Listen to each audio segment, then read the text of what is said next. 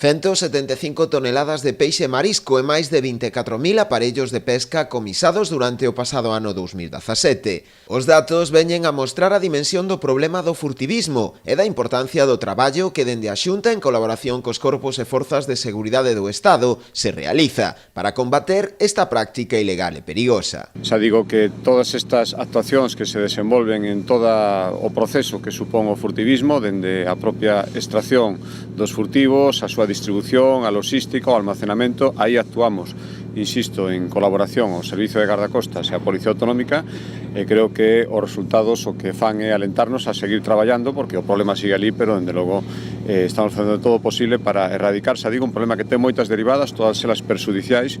e que, polo tanto, o noso deber é facer todo o posible para acabar cos furtivos e os perxuicios que eles causan. Por tanto, agradezo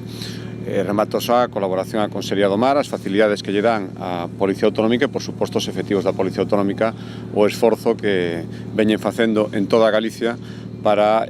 atallar na medida do posible o furtivismo. Un traballo de colaboración entre o Servizo de Gardacostas e os corpos e forzas de seguridade do Estado, que, segundo a propia titular de Mar, Rosa Quintana, posibilitou que dende o ano 2009 se incrementaran os comisos nun 348%. Todos teñen contribuído a facer que se incrementaran os decomisos dende o ano 2009 nun 348%, solamente no ano 2017 foron máis de 175.000 kilos de produtos os que evitamos que chegaran ao mercado e máis de 24.000 útiles e aparellos de pesca que tamén se incautaron e se puxeron a disposición das autoridades para a súa destrucción.